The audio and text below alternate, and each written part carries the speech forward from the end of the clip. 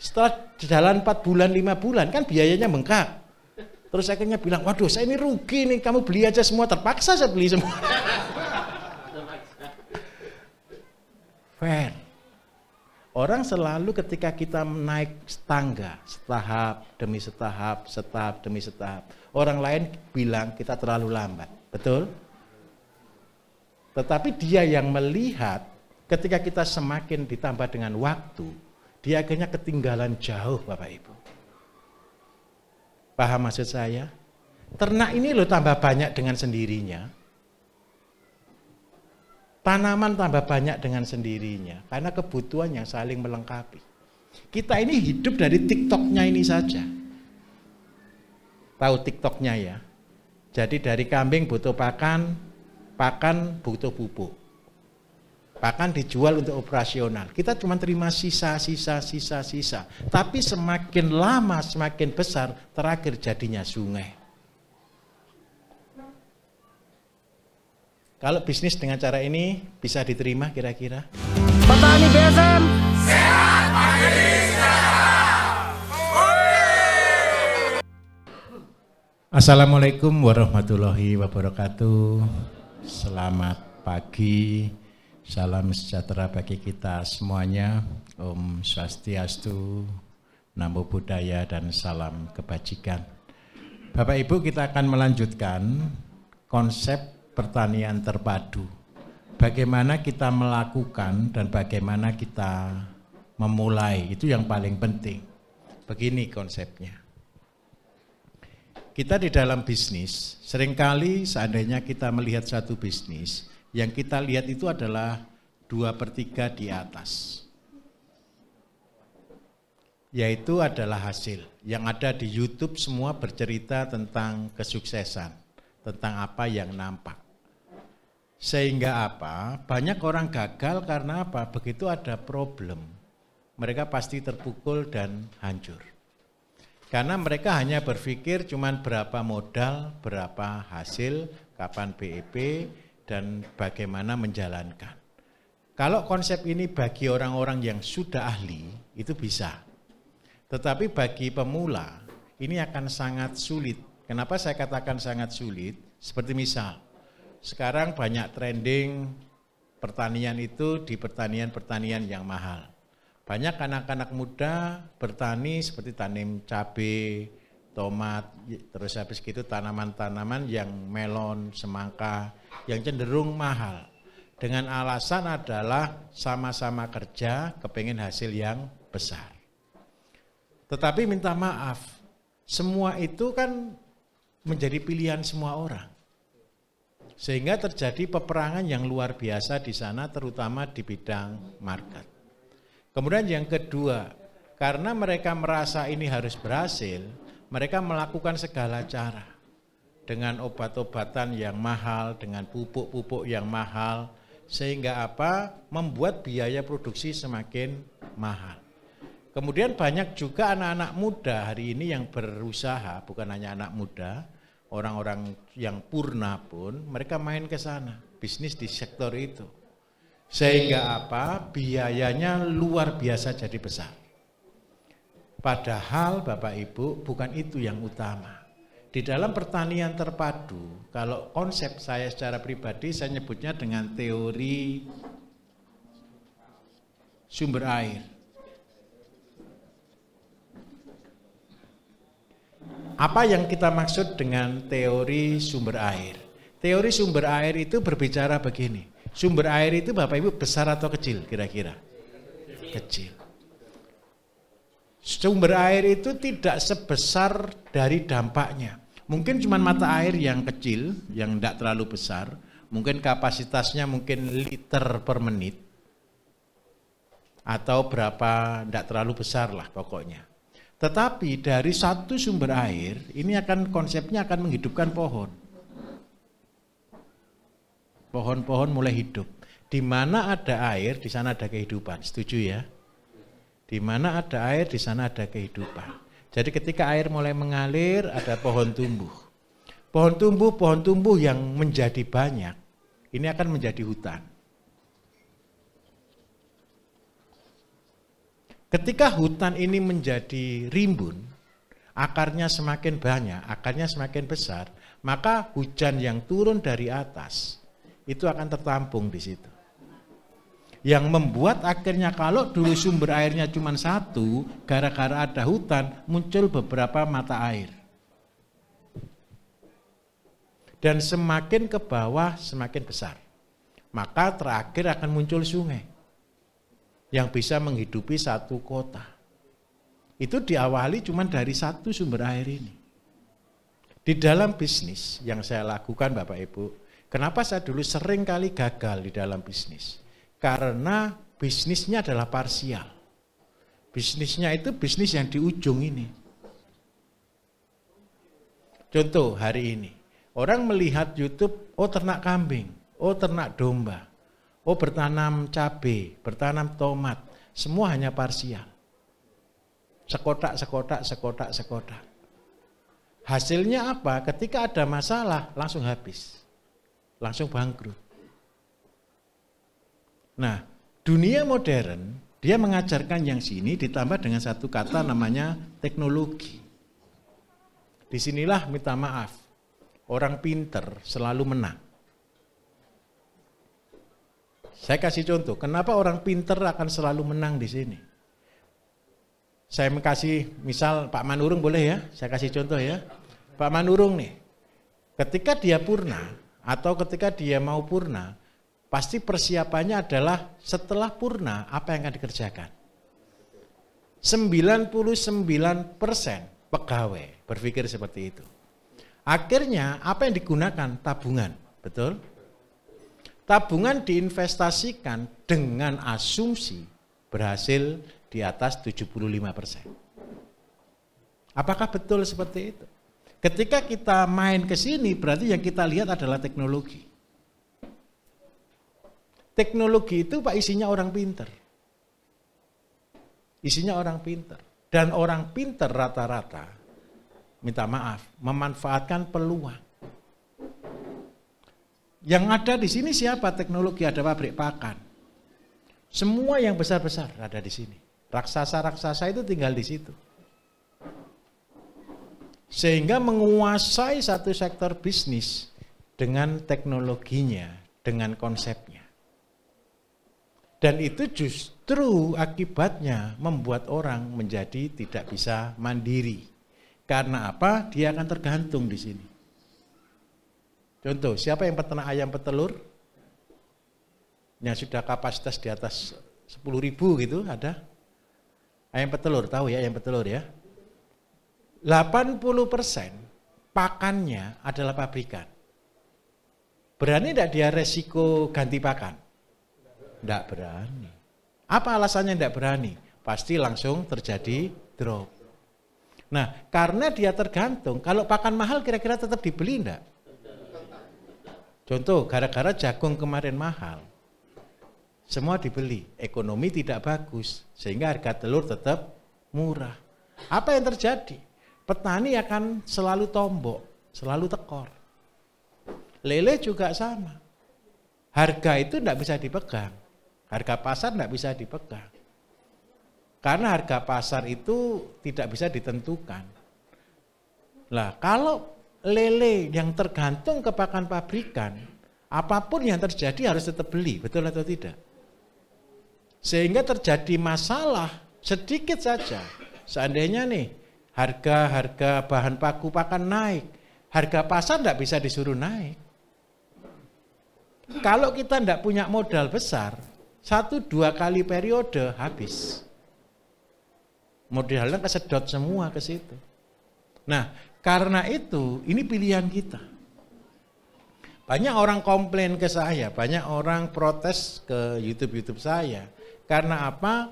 Karena kalau yang saya lakukan ini kata tanda kutip, primitif, kuno, tradisional. Tetapi bagi saya sebagai seorang bisnismen, saya melihatnya satu, kekuatan kita di mana? Yang membuat kaki kita kuat berdiri menghadapi tantangan apapun di mana? Itu yang saya pilih. Kalau saya tergantung di sini, maka hidup saya selalu tidak aman. Contoh, saya kasih contoh. Saya punya teman, punya ayam 1 juta, ayamnya dia. Begitu harga telur rugi 1.000 saja per kilo, rugi 1.000 per kilo, banyak atau sedikit sebenarnya? Sedikit kan? Kalau punya 1 juta, 1 juta itu Pak produksinya 80 atau 70% deh paling rendah. Berarti 1 juta dibagi 20, ketemu berapa ton? 1 juta dibagi 20, ketemu berapa? 50.000, betul kan? 50 ton kan? Sehari ruginya dia 50 juta. Sehari. Jalan seandainya sampai 1 bulan rugi, berapa juta ruginya? 1,5 miliar. 1 bulan. Padahal setahun terjadi 2-3 kali. Akhirnya kalau dihitung ayamnya itu tidak ada artinya. Paham maksud saya di sini? Nah, apa yang harus kita pikirkan? Kita boleh besar nanti. Karena itu kalau saya mengajari, kita harus punya pabrik semuanya. Mau punya pabrik semuanya? Itulah petani mandiri. Pabriknya dari mana? Bukan pabrik itu bukan bangunan. Pabrik itu bukan bangunan yang hebat, bukan mesin yang hebat, bukan. Tapi sistem yang hebat. Indonesia akan sangat kuat sekali karena sumber daya alamnya luar biasa. Pabrikannya itu tidak perlu besar, kita mulai dari yang kecil. Bapak Ibu, coba bayangkan ya, kemarin sudah saya ceritain. Saya mulai cerita menjadi miliarder, membuat pabrik, ketika saya rumah masih kontrak. Rasional enggak sebenarnya? Yang saya pegang cuma satu, teori saya yang saya pegang. Apa yang harus saya lakukan? Saya melawan semua arus yang saya lakukan. Kenapa kok begitu? Hasil sekolah saya gagal. Saya sarjana ekonomi, tapi buku yang saya baca itu buku pertanian, peternakan. Mulai SD, buku yang saya beli buku pertanian dan peternakan. Pokoknya semua toko buku yang pernah jual buku-buku, majalah-majalah yang isinya pertanian, peternakan, semua sudah pernah saya baca. Saya tobat tidak mau baca buku 2010. Mulai hari itu saya bertobat tidak mau membaca buku. Kenapa kok begitu? Karena pengarang buku bukan praktisi. Pengarang buku bukan petani. Pengarang buku bukan peternak. Dari sana saya banting setir, saya melakukan penelitian sendiri. Dari kegagalan-kegagalan itu. Dari sana saya simpulkan, sulit sekali Bapak Ibu, saya katakan dari hati ke hati. Kalau Bapak Ibu ngitung sektor pertanian, untuk menjadi berhasil, itu impossible. Kalau secara parsial. Kemarin Bapak saya sudah hitungkan Pak ya, ternak lele untungnya cuma berapa persen Pak? Sedikit sekali, itu tidak boleh bereset sama sekali, betul ya? Terjadi mati, ada wabah sedikit aja langsung drop, tidak jadi untung. Karena apa? Dari orang-orang pinter, mereka menggunakan hitungan-hitungan bisa menentukan berapa keuntungan yang diberikan kepada petani. Nah, dari sanalah kenapa integrated farm saya ciptakan. Pertanian terpadu saya hitungkan sampai dari nol. Karena hanya itulah cara satu-satunya petani bisa bangkit. Tetapi ketika ini kita angkat, kita akan ekspos, kita langsung akan berhadapan dengan raksasa-raksasa yang besar. Kalau saya sendiri saya tidak mampu. Tetapi kalau cara saya adalah, saya akan bagi ilmunya ke semua petani. Ke semua teman-teman semuanya. Supaya apa? Teman-teman semua bisa mandiri. Dan yang kedua, kalau yang mikir 1 orang, kalau yang mikir 1.000 orang lebih hebat mana kira-kira? 1.000 orang. Jadi pesan saya ke depan, nanti kalau ada penemuan-penemuan baru saya minta tolong. Jangan dipegang sendiri, bagikan. Ilmu itu akan berkembang ketika kita bagikan. Jadi saya yakin Bapak Ibu kalau ini saya dari dasarnya, kemudian Bapak Ibu bangun parsial, kemudian ke depan Bapak Ibu pasti menemukan cara-cara yang lebih hebat dari saya. Dan saya minta tolong ketika ketemu cara-cara yang lebih hebat ini bagikan ke teman-teman semuanya. Sehingga apa? 5, 10 tahun, 20 tahun ke depan kita bisa lebih hebat dari Vietnam. Bisa lebih hebat dari Thailand. Asalkan kita terus bergelut di sana. Dan itulah yang akan mengubah Indonesia. Saya kasih contoh kembali ke teori sumber air. Dari bisnis yang besar yang Bapak Ibu kepinginkan, sekarang kita kecilkan. Kita tarik mundur. Kita tarik mundur sampai menjadi yang paling kecil. Yang sudah tidak bisa lebih kecil lagi. Seperti misal, kenapa saya buat teori kambing mulai cuma 1 ekor? Karena kita tidak mungkin pelihara setengah ekor. Betul kan? Kalau sudah 1 ekor sudah paling kecil kan sebenarnya kan? Orang bilang itu mainan, betul atau tidak? Temannya kita, Pak. Jadi ketika kita punya kambing, temannya siapa? Kita. Kita pelihara kambing, bukan kambingnya yang penting. Yang paling penting itu adalah bagaimana kita belajar tentang kambing. Setelah kita paham ilmunya, ngeh betul, kita paham dengan bahasa kambing. Gini loh Bapak Ibu, ternak itu punya bahasa. Bukankah tugas kita itu ngelola bumi kan? Ngatur bumi kan? Betul kan? Menundukkan. Menundukkan bukan berarti mengeksploitasi. Menundukkan itu berarti mengelola sebaik mungkin. Ternak itu bisa terima kasih kok ke kita. Nanti Bapak Ibu coba deh lakukan betul. Jangan anggap ternak itu bisnis. Anggap ternak itu sebagai bagian keluarga besar kita. Maka dia bisa berterima kasih kepada kita. Hasilnya apa? Kita akan diberikan banyak sekali keuntungan dari ternak-ternak kita. Karena kita sayang ke mereka. Jadi dari yang paling kecil, sekecil mungkin. Karena apa? Setelah kecil ini, kita akan bisa membuat sumber-sumber air yang lain.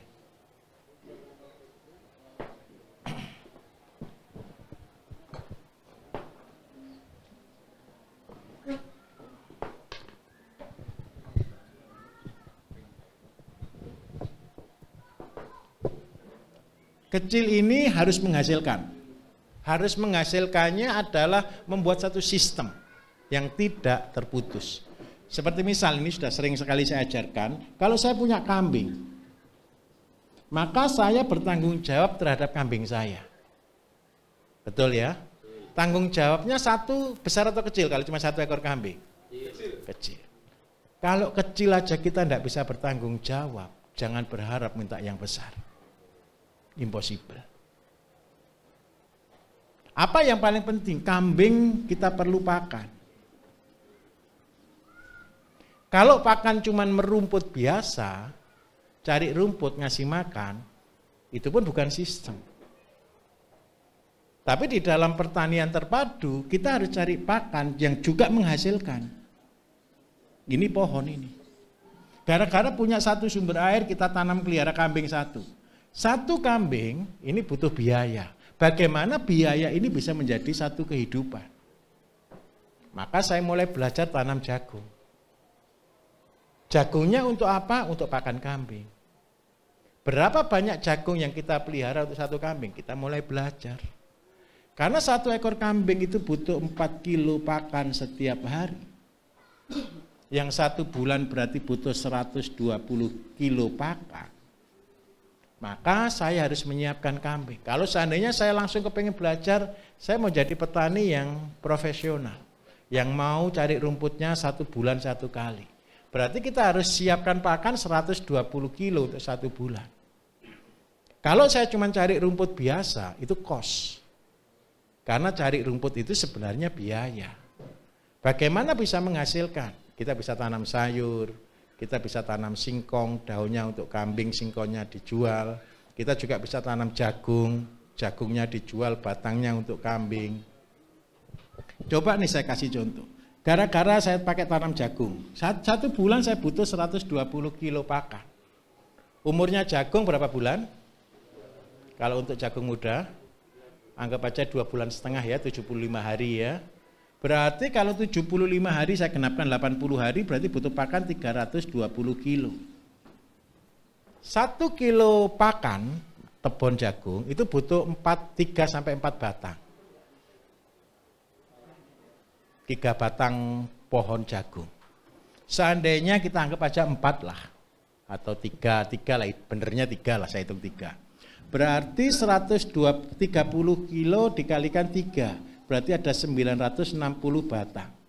Anggap aja karena ada yang mati dan sebagainya kita jadikan 1.500 batang. 1 meter persegi tanam jagung itu isinya 10 batang. Berarti butuh tanah berapa untuk 1 ekor kambing? 150 meter persegi. 1 ekor kambing butuh 150 meter persegi. Sekarang kita akan lihat, gara-gara saya punya kambing, maka saya siapkan pakan. Supaya pakan ini saya tidak jadi budaknya kambing, maka saya tanamkan jagung 150 meter persegi.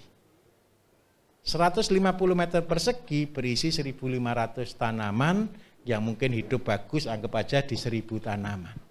Sekarang kita balik. Kalau seandainya saya bisa jual jagung muda, jagung manis, 1 biji 1.000, berarti kita bisa penghasilan dari jagung 1 juta per bulan.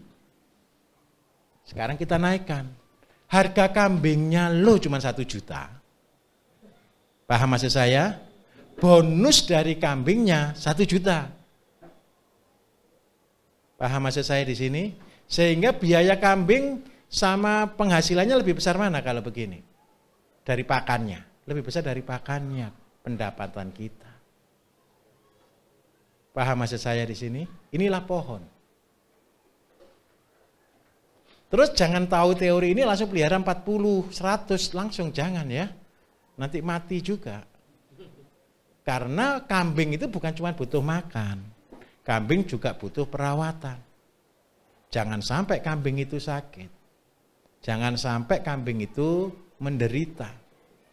Karena apa? Kalau melihara 1 itu mudah, melihara 100 lebih sulit, melihara 1000 gampang. Saya ulangi ya, pelihara 1 mudah, pelihara 100 sulit, pelihara 1000 gampang. Kenapa kok pelihara 1000 gampang? Karena sudah terlatih, karena sudah hafal.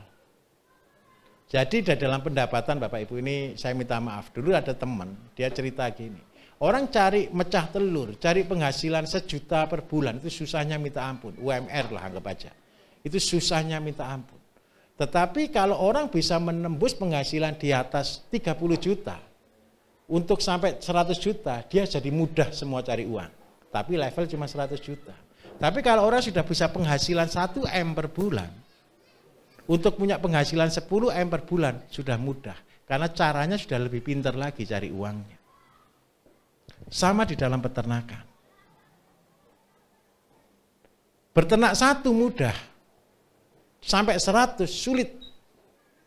Tapi setelah 100 lulus, 1000, 10.000 gampang. Bagaimana sistemnya? Tolong lakukan ini.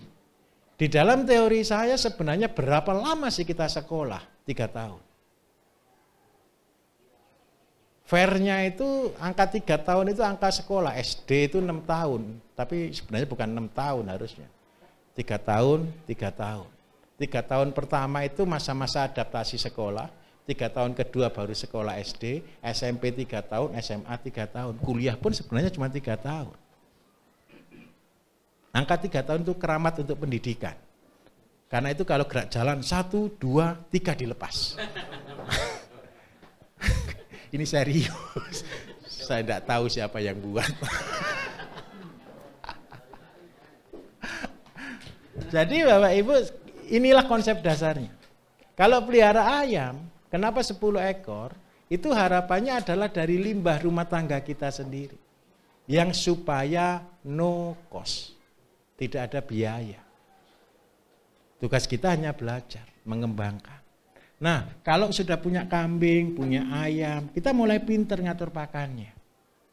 Nah, dua sisi yang berjalan, yang satu ternak, yang satu pakan, dan kemudian nanti ditambah lagi bidang yang berikutnya adalah pupuk, berjalan bersama-sama, jadilah sistem.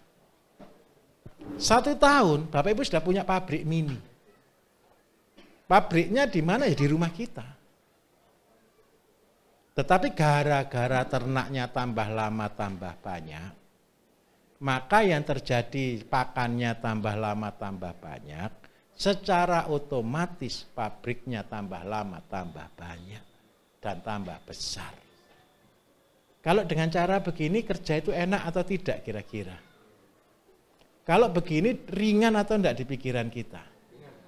Kalau kerja jangan yang berat-berat mikirnya. Mikir aja sudah berat apalagi kerjanya. Fair. Jadi kalau saya ditanya orang, pekerjaan saya apa? Rekreasi. Saya enggak pernah kerja. Saya enggak pernah kerja Bapak Ibu. Kerja saya rekreasi. Kayak kalau saya ke sini gitu, saya ke tempat rekreasi kan? Kerja atau rekreasi? Rekreasi. Rekreasi. Semua tempat saya adalah tempat rekreasi. Karena itu kalau istri saya protes, kita ini kapan rekreasi? Saya balik ke dia. Orang-orang itu datang ke tempat rekreasi untuk apa? Rekreasi. Lah kita ini tinggal di tempat rekreasi kok kurang rekreasi?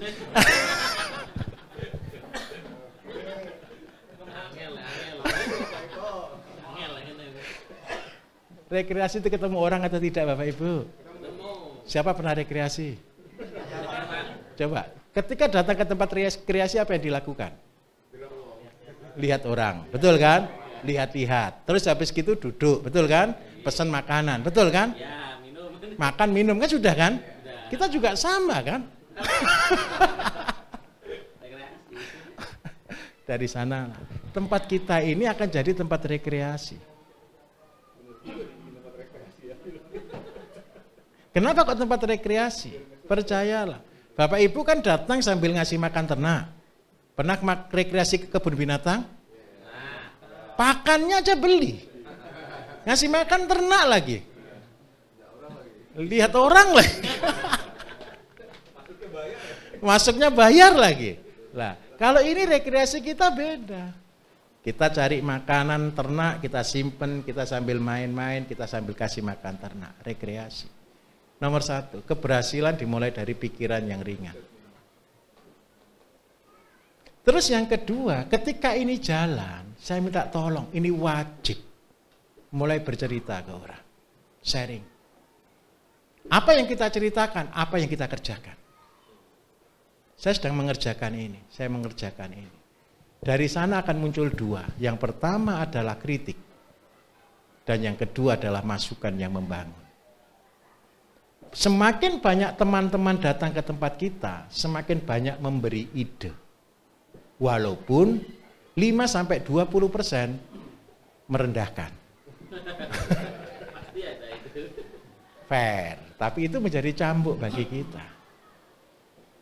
Bapak Ibu ketika saya mulai, ketika dalam lingkup kecil 1.005 saya di rumah, kantor saya itu di kandang kambing.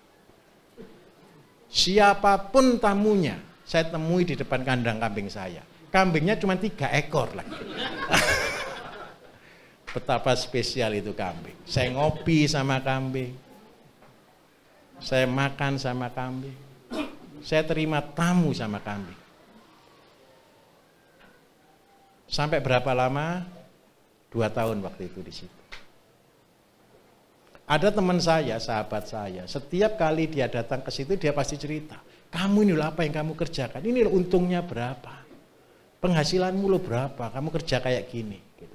Saya selalu ke dia, saya tidak pernah kerja, saya di sini mencari bahagia. Setiap tahun, ya tidak setahun lah, 6 bulan sekali dia pasti datang ke tempat saya, ngasih ide, dan selalu komplain. Selalu komplain kenapa kok ngurusi yang kecil gitu. Nah, setiap 6 bulan sekali saya bertambah. Sampai akhirnya setelah 3 tahun, puyuh saya sudah puluhan ribu. Ayam saya induk sudah ribuan. Kambing saya sudah ratusan. Sapi saya sudah puluhan. Sudah mulai membangun tempat wisata besar. Dia datang lagi ke sana, masih komplain lagi. Kok masih kerja gini lagi? Tapi dia mulai beda. Loh iya ya, bener ya. Akhirnya setelah 3 tahun baru dia ikut cara saya Bapak Ibu.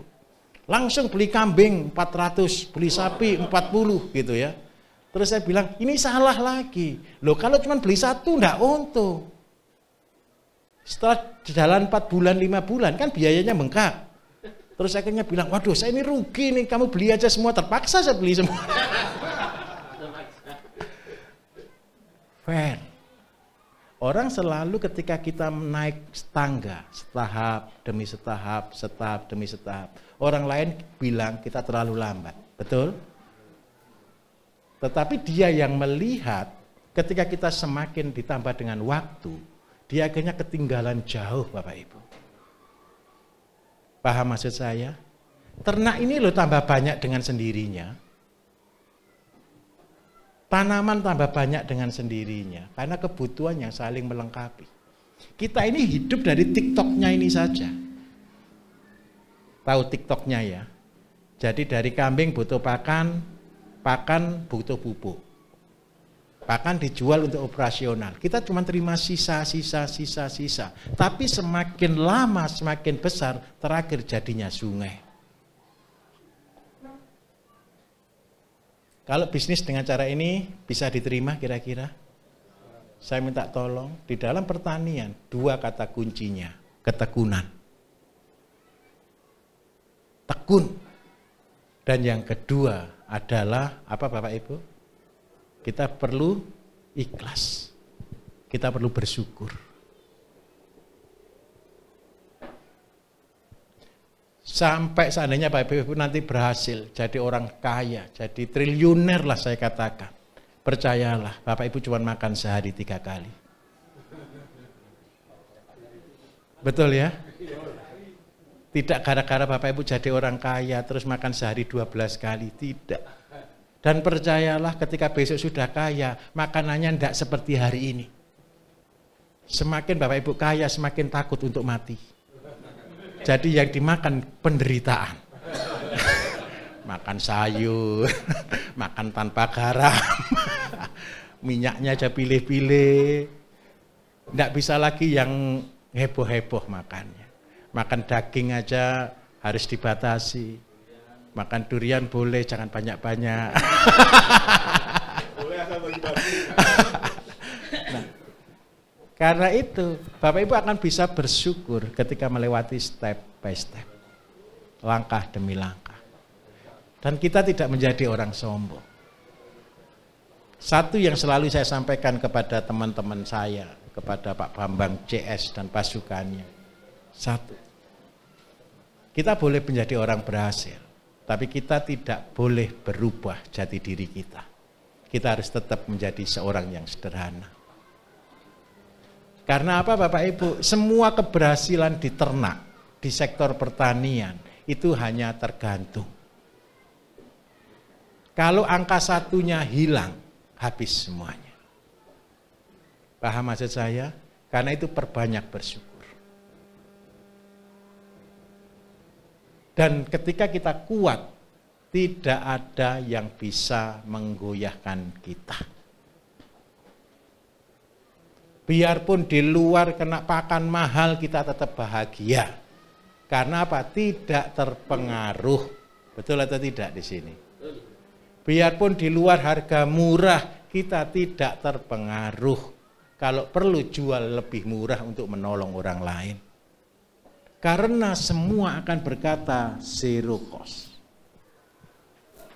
Dan inilah yang kita sebut dengan pertanian organik atau pertanian yang mandiri. Bahagia kira-kira kalau begini? Cara ngitungnya enggak usah ngitung yang sulit ya. Tadi malam saya minta tolong hitung sulit. Tadi Pak Hendra sudah Pak ya? Sudah mudah Pak ya? Nah, sudah. Nanti kemarin yang butuh hitung-hitungan nanti dengan Pak Indra juga ya, coba dites. Nanti kalau belum lulus, mumpung saya masih di sini. Enggak, gini. Belajar terbaik adalah mengajar. Betul ya? Supaya kita pinter, kita harus saling bisa ngajari. Begitu kita bisa mengajari orang tanpa tidak disuruh, itu sudah masuk dalam rekaman bawah sadar otak kita. Kenapa saya bisa menghafalkan semuanya? Bukan menghafalkan. Karena ini hidup saya yang saya lakukan rutin tiap hari, itu sudah pasti ngelontok. Saya kalau konsultasi ke pasien Bapak Ibu 83 penyakit. Kalau seandainya 83 penyakit itu saya kerpek, tahu ya, saya kasih catatan, pasti lupa. Tetapi karena 83 penyakit ini adalah kehidupan saya. Makanya ketika lihat orang aja minta maaf. Kadang-kadang sudah tahu penyakitnya. Orang mau konsultasi gitu kan pakai Zoom kita. Saya cuman di rumah atau di mana, di hotel kadang-kadang kita pakai Zoom. Orangnya kan jalan dulu nih ke kursi. Ketika dia jalan, biasanya sudah saya lihat dari seluruh badannya, sudah tahu penyakitnya kadang-kadang. Bukan karena jadi orang sakti, tidak ada orang sakti itu Bapak Ibu. Yang ada orang hafal, orang ngeh, orang ngerti. Kambing, ayam, tanaman, semua sama. Bapak Ibu tidak perlu buku apapun ketika Bapak Ibu praktek sendiri. Saya minta tolong kasih waktu sehari 1 jam untuk belajar.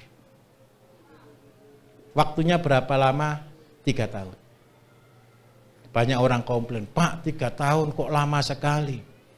Orang kuliah Bapak Ibu, itu SD 6 tahun, SMP 3 tahun, SMA 3 tahun, kuliah 4 tahun. Berarti 16 tahun, itu lo tidak pinter. Betul ya?